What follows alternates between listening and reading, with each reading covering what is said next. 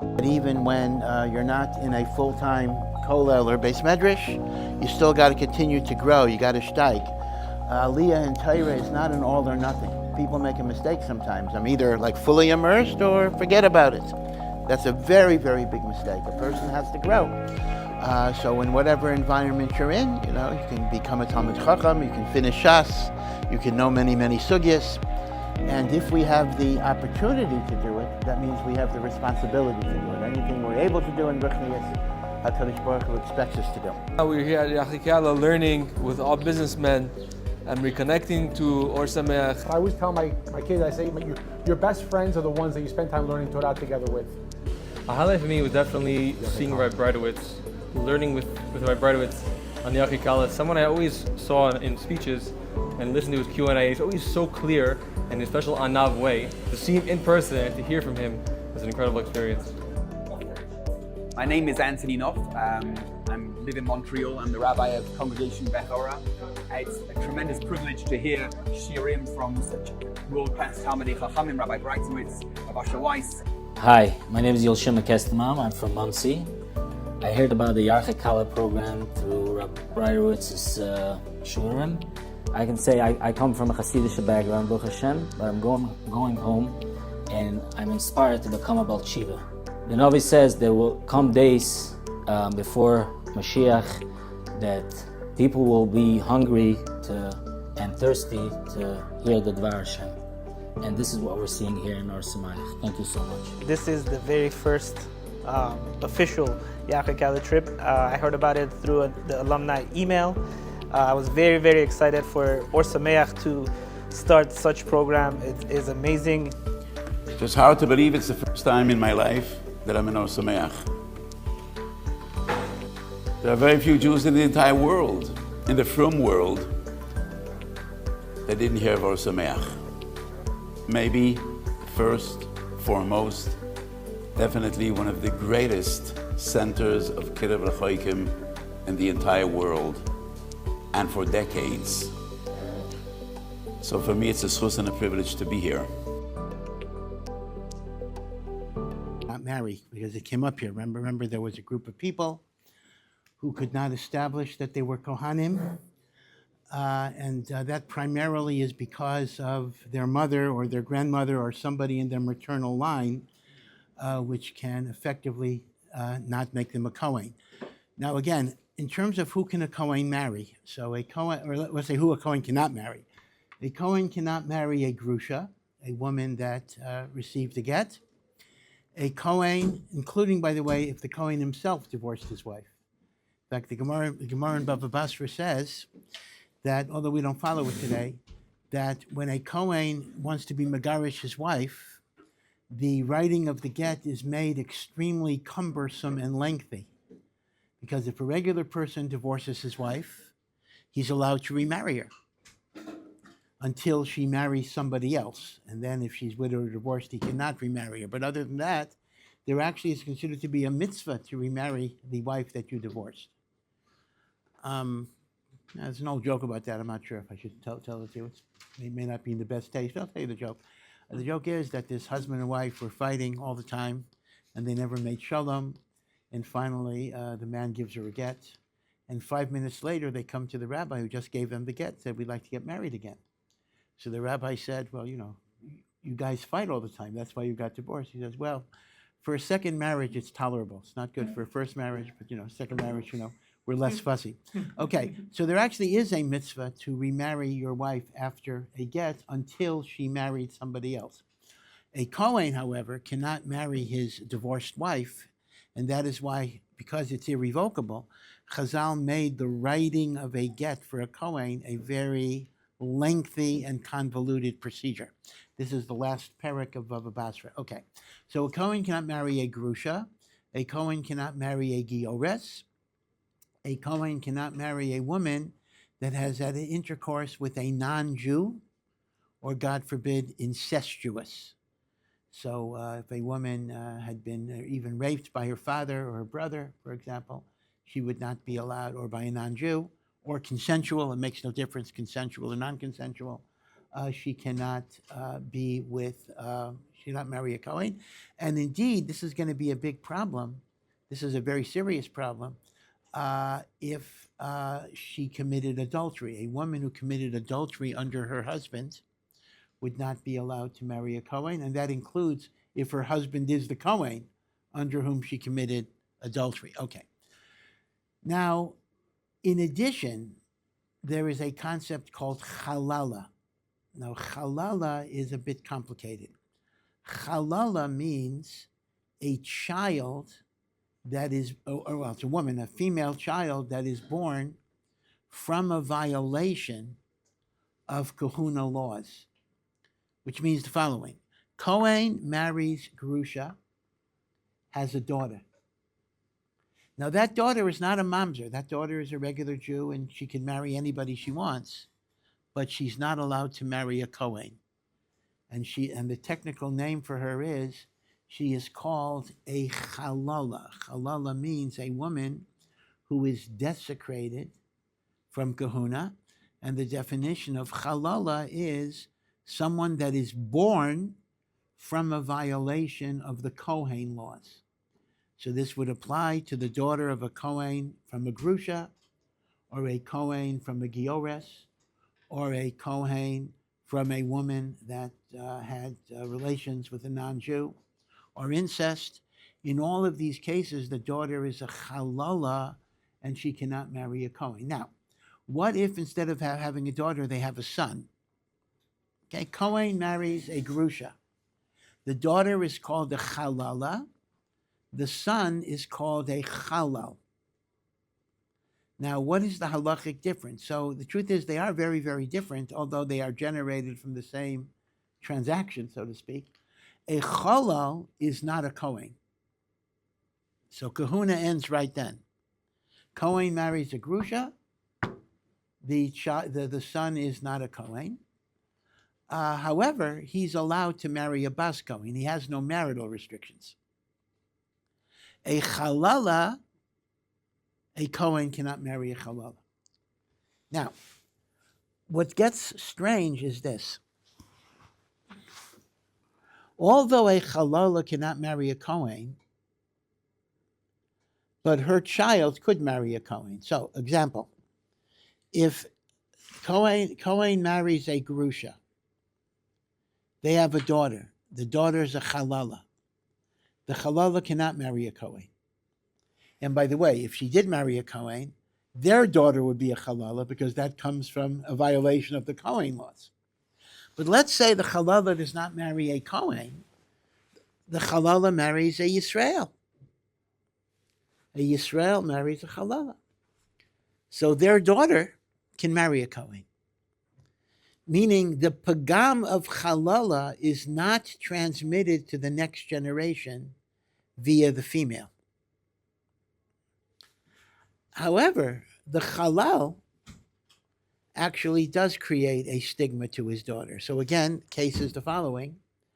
A Kohen marries a Gerusha, has a halala. The halala marries a Yisrael, totally permissible. Daughter can marry a Kohen. If the Kohen who marries the Grusha has a halal, and the halal marries a bas Yisrael, their daughter cannot marry a Kohen. Which means it's like almost like a recessive gene for hemophilia. In other words, only the males pass it down, but only the females suffer the disability. Meaning the male halal has no marital disability, but the shem halal passes a marital disability to the daughter. The daughter has a marital disability, but she does not pass it down to her daughter. Okay, so this is very complicated. So the point basically is that a halal who marries a bas Yisrael, the daughter is a halala, intergenerationally. A halala who marries a Yisrael, the daughter is not a halala. But either way, once you have the creation of a halal or a halala, there is no kahuna that's going to be there, because by definition, a A chalal is not a kohen, so any children he has are not going to be kohanim anymore.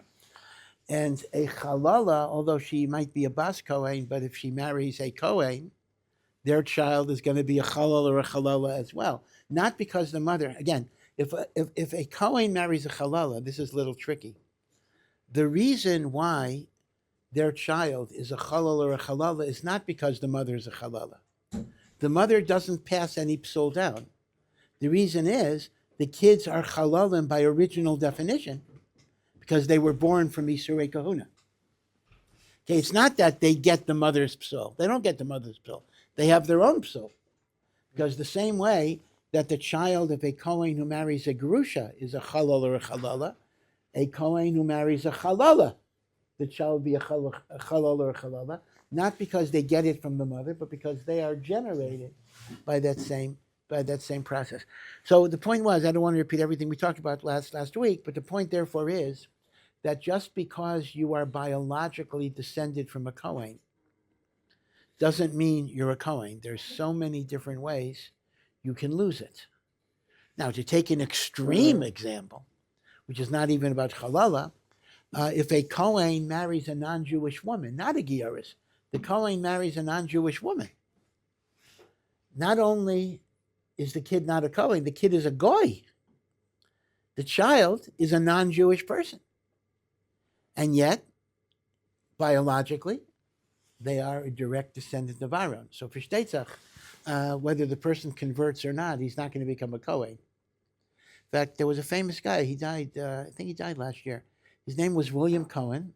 You may have heard of him. He was famous because he was Secretary of Defense in Jimmy Carter's administration, which was a long time. He lived a long time. And he was very active in Jewish affairs, supporter of Israel, good guy. He was honored by Jewish organizations. His last name was Cohen. And in fact, he wasn't even Jewish because his mother was not Jewish. His father might have been a Cohen, who knows, but his mother was not Jewish. And anyway, the name Cohen today doesn't even mean you're from a Cohen at all. I mean, it might mean that, but it doesn't have to mean that, simply because some of this might be urban legends, but they go back to Ellis Island. That Ellis Island in New York was the great port of immigration in the end of the 19th century, the early 20th century, Statue of Liberty, Ellis Island, all of that stuff. So legend has it that the Irish police that were there, the Irish immigration officials who couldn't pronounce complicated Polish or Russian names, they gave every Jew Katz or Cohen because those were easy names. So a guy would come in from Poland and he would give this multi-syllabic name with no vowels in the middle there, the Z and the P and the T, and the guy just put down Katz or Cohen or whatever it would be. So as a result, there are a lot of Cohens who in fact are not Cohens at all. In fact, that's another story they tell about a guy, a Polish Jew from Europe, and his immigration, his passport read his name was Sean Ferguson. So it sounds a little funny. How does a Polish Jew get the name Sean Ferguson? So the guy said, well, when the guy asked me at Ellis Island how I spell my name, so I said, Shine Ferguson, which is Yiddish for I've already forgotten. So the guy put down Sean Ferguson, Shine Ferguson. Okay. Be it as it may. That's why there's a famous Rav in Flatbush, a very, very chashuv Rav in Flatbush. Some of you might know him or heard of him, Rav David Cohen, one of the big poskim in America, Rav David Cohen. And Rav David Cohen is not a Kohen. He's not a Kohen. So he spells his name in Hebrew. He does not spell his name Chaf Hey Nun, which is how you spell Cohen. He spells it Kuf, Aleph, Hey Nun, so people should know that he's not a Kohen, okay? But it is important to be aware of the Chalal and Chalala difference and how a Chalal's daughter cannot marry a Kohen even if the Chalal marries a Bas Yisrael, a totally permissible marriage. And therefore, it's not just the first generation of daughters who cannot marry a Kohen, but can actually be passed down. Although, interestingly enough, as soon as you have a daughter, she's not going to pass it down to the next generation. Right? So interesting that a daughter of a Chalal will be puzzle, but she's now a Chalala, so if she marries a Yisrael, their daughter is not going to be puzzle.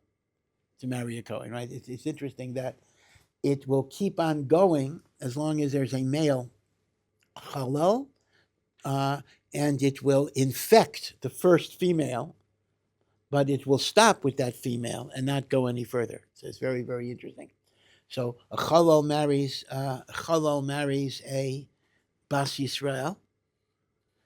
Their son is a halal. If he marries a Bas Yisrael, their daughter will be puzzled to marry a Kohen, right? You got that. In other words, even if it's a halal of the 5th generation, as long as you have an unbroken male line of halalim, when they marry and have a daughter, their daughter cannot marry a Kohen. So you can see that Kohanim are a bit, limited in their choices, and the other side of it is that maybe they're not Kohanim, right? So that would turn out to work to their advantage, that they wouldn't necessarily have all of these restrictions. Now, Bisman Hazeh, if a person just comes to shul and says, I'm a Kohen, we do give him the first aliyah. We do allow him to duchen. Because we rely on his word. We don't have to be bodek so much. However, when you have a Beis HaMikdash, the standards of proof are much, much higher. You must kind of have unbroken records going back to either Aaron or to somebody that we know was known to be a Kohen.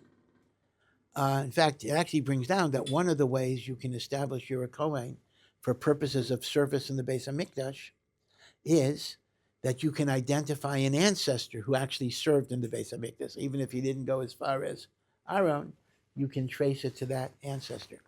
So going back to Perek Beis, that was the dilemma that certain families faced, that at this point, Zerubbabel is doing a census of the Olim, the first people who come up, and there were different families, it mentions in Perek Beis, who were not able to trace their lineage as Kohanim, and therefore they became disqualified from serving as Kohanim until such time as they would be able to prove it. Right? So that takes us to Perek Beis, Posek Samach Gimel. It's a big Perek. So look again. Yeah, well, if you look at Samach Aleph, right? So I'll start from 61. Mibnei HaKohanim, from the Kohanim, Bnei Chavaya, Bnei HaKotz, Bnei Barzilai, Asher Lakach Mibnos Barzilai Agiladi Isha V'Yikarei Al Shemam. Now, this is an interesting side note I'll get to in a moment. All of these families, Eila Bikshu Kisavam HaMisyachsim B'lo Nimso, they were seeking a written document to establish their lineage as Kohanim, and they could not find them. Vayiga'alu, they were expelled or they were disqualified from kahuna. And it mentions those families very specifically. Remember, this is a practical list. People had to be, I hate to use the word, they had to be blacklisted. They had to be identified. These guys don't duchen. These guys will not serve in the Beis HaMikdash unless they come up with better proof. Now, it does mention as an aside, though, one particular family, which we know from Nach elsewhere, the descendants, B'nai does not mean sons of, it means descendants, of Barzilai, and they had married B'nais Barzilai Hagiladi. So again, if you remember the book of Malachim and the end of the book of Shmuel, so Barzilai Hagiladi, he lived in Gilad. Again, do you know from Yoshua what is Gilad? Gilad is east of the Yarden, the land of Gilad, and that was given to Ruvain, Gad, and Chatzi Shevet Menashe. We're going to read it in the Torah in 2 weeks.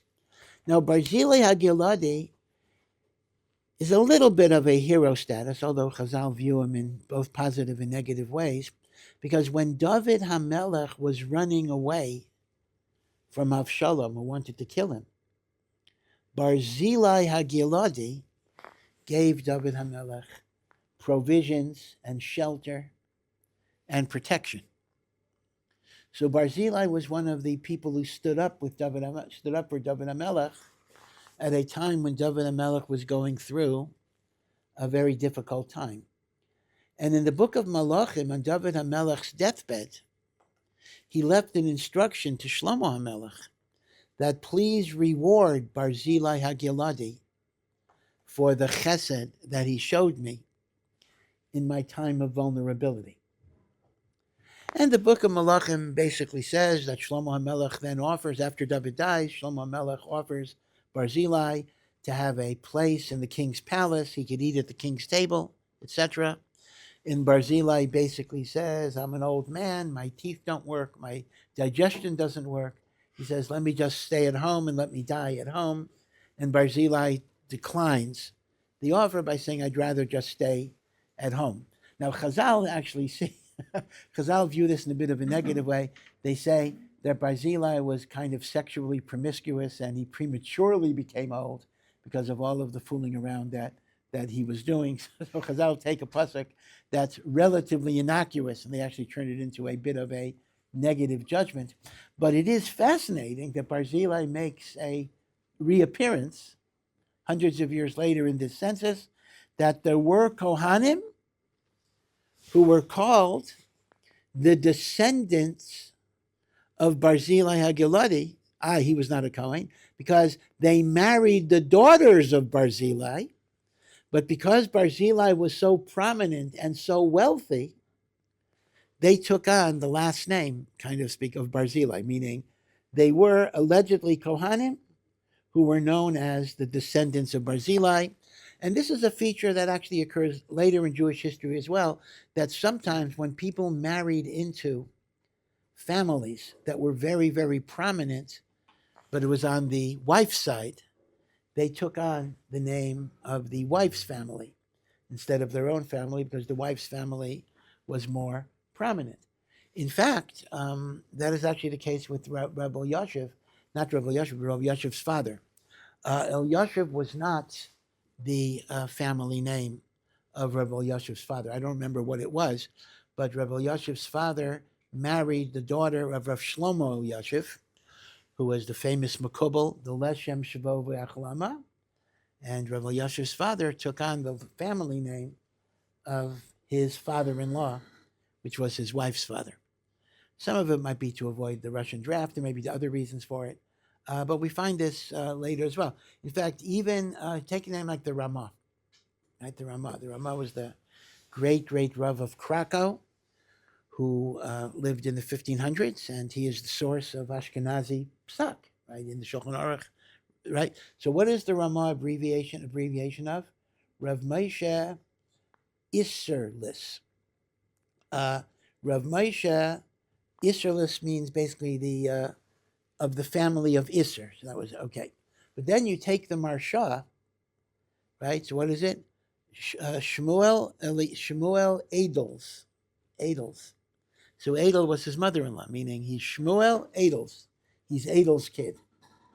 Meaning they sometimes took on the female name. So here it mentions that this family of Kohanim that were known as the family of Barzillai HaGiladi, but then the Navi has to explain it. How could they be Barzillai HaGiladi? He was not a Kohen. The answer is, these were Kohanim who married Barzillai's daughters and took on the name Barzillai, but technically they were Kohanim. But unfortunately, they couldn't prove that. And therefore, they were rejected from Kahuna. Okay, so it's just interesting that Barzillai makes, I think this is his final appearance in Nach. But then look at Posek Samach Gimel, a very, very interesting Posek.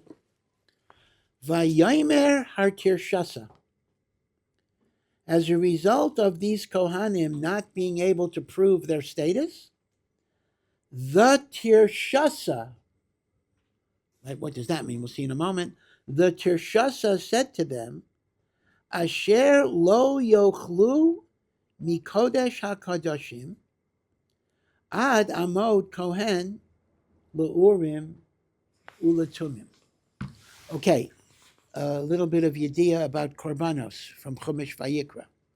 There are two types of korbanos that are brought in the Beis HaMikdash.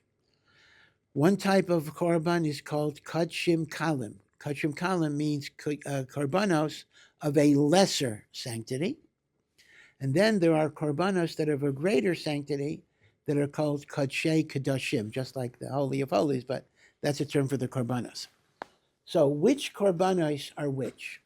So an ola, which is not eaten at all, an ola is totally burnt on the mizbeach, that's kodesh kedoshim. But also a sin offering, a korban chatas, is considered kachei kedoshim, and a korban asham for other sins is kachei kedoshim. On the other hand, a peace offering, a shlamim, and a korban toda, a Thanksgiving offering, they are called kachim kalim. Now, what is the main halachic difference between kachei kedoshim and kachim kalim? The main halachic difference is who gets to eat the meat that is not burnt on the mizbeach. In the case of the ola, of course, nothing is not burnt on the mizbeach, but let's say a chatas.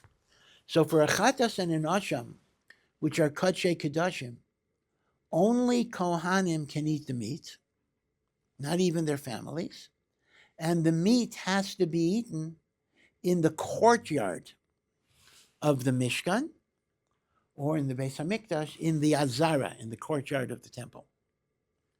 Okay, so kachei kedoshim is only nachal by zichrei kahuna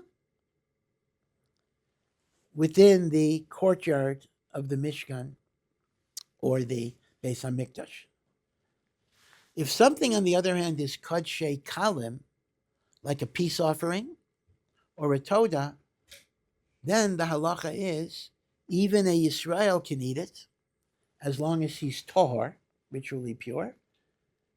Men, women, children can eat it if they're tohar, and it could be eaten anywhere in Yerushalayim. So in the Midbar, it could be eaten anywhere in Machane Yisrael.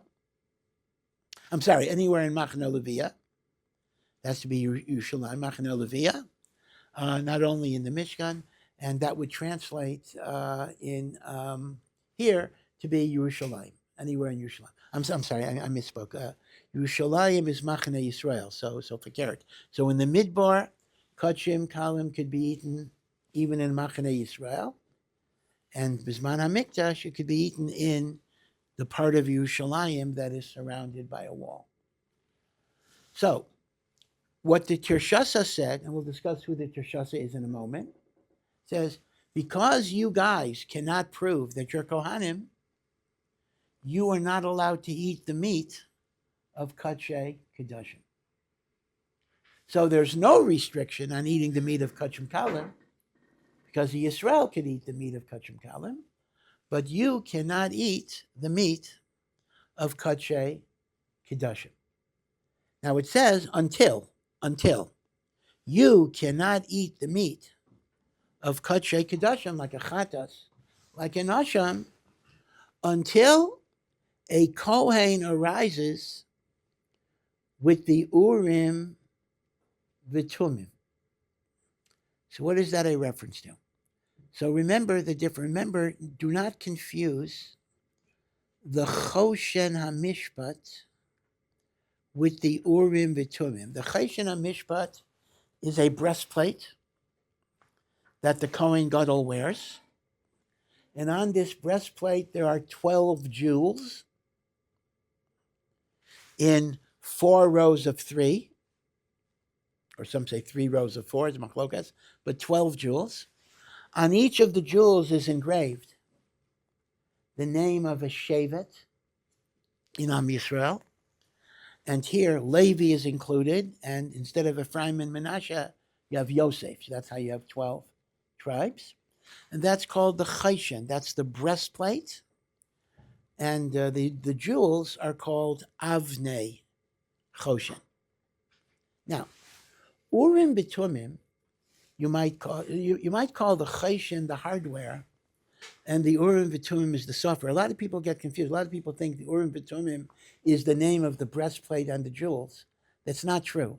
The name of the breastplate and the jewels is choshen. In fact, the full name is Choshen HaMishpat, the breastplate of judgment, which is the name that Rav Yosef Karo used for the 4th chelik of Shulchan Aruch.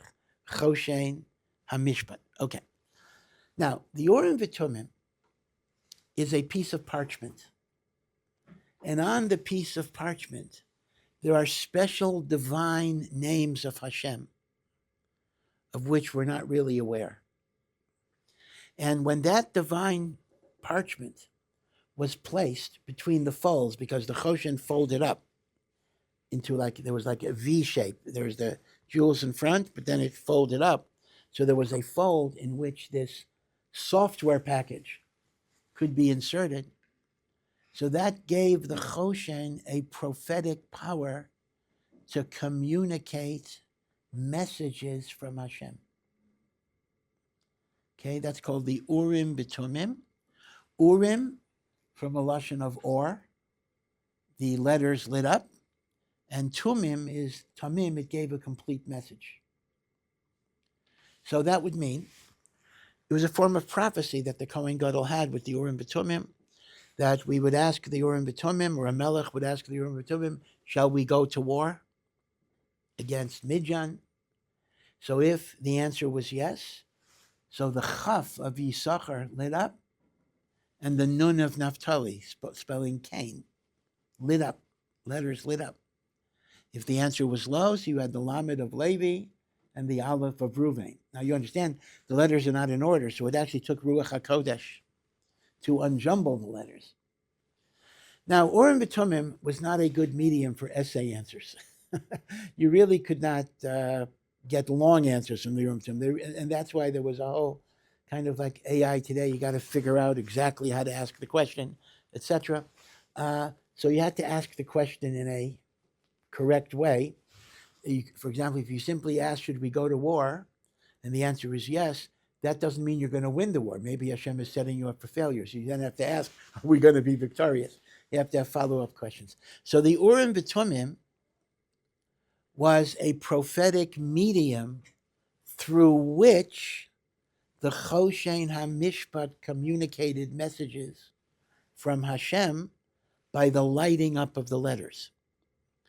By the way, some say that even the lighting up of the letters was only visible to the Kohen Gadol. You wouldn't have seen it. And also it's a little difficult because the Urim B'Tumim is worn on his chest. So it's not so clear that you'd always be able to see, right? You're not always going to see the letters on your chest, right? You're not in front of it, you're actually wearing it. Now, the reason why this is an important point to differentiate is the Mishnah says in Masechah Saita that we did not have the Urim V'Tumim during the Second Temple period, meaning we lost the Urim V'Tumim with the Chorban of the first Beis HaMikdash. So a lot of people make a mistake and they say, oh, that means the Kohen Gadol during the Bayis Sheni did not have the Choshen HaMishpat. That is absolutely not true. First of all, if you simply lost the Choshen HaMishpat, make another one. I mean, if the Torah says you need Big Day Kahuna, you make Big Day Kahuna. So when it says we lost the Urim V'Tumim in the Bayis Sheni, it means we lost either we lost the parchment or the parchment didn't work. We lost the prophetic utilization of the Choshen, consistent with the fact that we lost prophecy generally. In fact, the last prophets are at the beginning of the Bayis Sheni, Chagai, Zechariah, Malachi. Their 100% was a Choshen HaMishpat. In fact, the very famous story that one time one of the jewels was lost and we needed to buy a jewel from Dama ben Nesina, who was a non-Jew who lived in Ashkelon. And remember, he didn't want to wake up his father. Under the father's head was the key to the jewel chest. That's clearly during the Second Temple period. So we had it, okay? All right, so now, based on that, you understand what the Posek is saying. What I still didn't identify who the Tershasa is. I'm going to identify him. But the Tershasa says to these people who cannot prove their Kohanim, sorry, you guys, we cannot let you eat the Kodesh Kodashim, and Huadin, you cannot do the Avodah in the Beis HaMikdash, until a Kohen Gadol comes back with the Urim V'Tumim. And once the Kohen Gadol comes back with the Urim V'Tumim, which, by the way, didn't happen in the whole Second Temple period, But the Urim V'Tumim would be able to establish. We could ask the Urim V'Tumim, hey, is this fellow a Kohen? The Urim V'Tumim could say Kain Olo. Right? So it's an expression that you cannot eat the Kodesh HaKodashim until a Kohen with the Urim V'Tumim can establish your credentials. Or as some Rishonim say, it's like an expression until Mashiach comes, because basically that's what it is. Since in the Bayis Sheni there is no Urim V'Tumim, so essentially when will that happen? When Mashiach comes. We will have the restoration of Nevuah and the restoration of the Urim V'Tumim. Those of you, I don't know if anyone here went to Yale University, but you know the motto of Yale University in Hebrew letters is Urim V'Tumim. It's a bit pretentious that they say we are the perfect light that gives guidance and inspiration to the world, but they actually took the words Urim V'Tumim, right? Check it out, and it is the motto of Yale University. Again, certainly not deserving, but that is the motto that they use. I'm sorry, was there a hand up in the back? Yeah. When it comes to the restoration, us getting back to Ohr Somayach. Yeah. I heard that there's a deal like Eliyahu and Navi would be the one who give it to us. I'm sorry, I didn't hear you. Say again. Will it be Eliyahu and Navi who will get it from Shemaim or? Yeah, so Eliyahu Hanavi will be involved in the restoration of prophecy. Once prophecy comes back into the world, the Urim V'Tumim will turn on automatically, simply because it's all connected to prophecy. The Urim V'Tumim is a form of prophecy. We had other prophets too, but the Urim V'Tumim is specifically for kinds of yichus questions, who's a Kohen. Now, the final question, which I'll just begin, is who is this Tirshasa? The Tirshasa is the fellow who's giving the order, right? The Tirshasa says, you cannot eat Kodesh Kodashim until we have a Kohen with the Urim V'Tumim, which we don't have. So who is Tirshasa? So interestingly enough, Tirshasa is identified as Nehemiah. Now, Nehemiah has a whole book, the book of Nehemiah, although that's the second part of Ezra in Chazal, but it's called the book of Nehemiah. And Nehemiah eventually becomes the governor. And we also read that Nehemiah's name was mentioned among the Olim with Zerubbabel in the beginning of Perek Beis, but he was subordinate to Zerubbabel. In other words, it's a little unusual why Nehemiah is asserting a leadership role here. I mean, the head of the group is Zerubbabel, not Nehemiah. Right? Nehemiah is what? Nehemiah is listed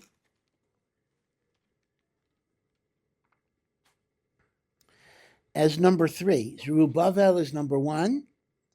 Yeshua, which is Yehoshua the Kohen Gadol, is number 2. Remember, Ezra is not here. Remember, Ezra is not here at all. Right. And Nehemiah is number 3. So in terms of ranking, whatever ranking meant exactly, Nehemiah is number 3 in the listing. Zerubbabel is number 1. And Yehoshua the Kohen Gadol is number 2. So if Chazal are identifying Tirshasa with Nehemiah, I don't know why Nehemiah would be the one giving this psak. I would have expected Zerubbabel to give the psak.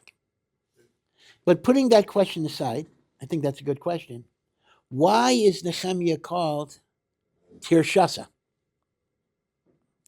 In other words, Tirshasa is Nehemiah. So Chazal say Tirshasa is a contraction of 2 words. Tirosh in the Torah is a term for wine. Tirshasa it combines Tirosh and Hitir. Hitir, Tirosh. Nehemiah had a job in Persia before he came to Eretz Yisrael, and afterwards when he went back, he was the butler of the king of Persia. Koresh, and then the later kings of Persia as well. His job was, now butler sounds to us like just a servant, but the truth of the matter is, Sar HaMashkim was an important position, and essentially it put him in a position where he could negotiate with the king and ask for different favors on behalf of the Jewish people. And one of the requirements to be anyone who served food or liquid to the king is you had to taste it first. For obvious reasons. I think there may, even to this very day, in England for sure there's a protocol that there's a royal taster. And I believe even in the White House they have such a thing, meaning in case somebody poisoned the food, you take a hit for the king, whatever it is, you got to eat it first. So Nehemiah, since he served the kings of Persia wine, had to drink it first. Now the problem is, we know there's an Isser D'Rabbanan to drink wine that was touched or handled by non-Jews. So how could Nehemiah drink the wine? It was not mavushal that he was serving to the king. So the answer is Chazal, whoever the Chazal were, Chazal gave him a heter because it was so necessary that he serve in that capacity.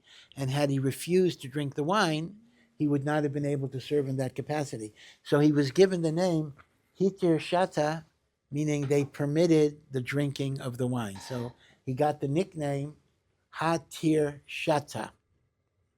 Okay, based on that. But Chazal say this is none other than Nehemiah. But again, my kasha I think is still a bit of a kasha. Why would Hatir Shata be the one who paskins on this? I would have expected that it be Zerubbabel.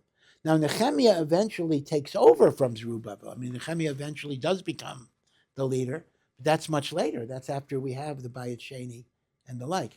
At this initial stage, Zerubbabel is still the person that is in charge. Was there a question before we? Okay. Okay, we'll stop here. Have a good day. Thank you for listening to this Ohr Somayach production. To find out more and to partner in our mission, please visit ohr.edu.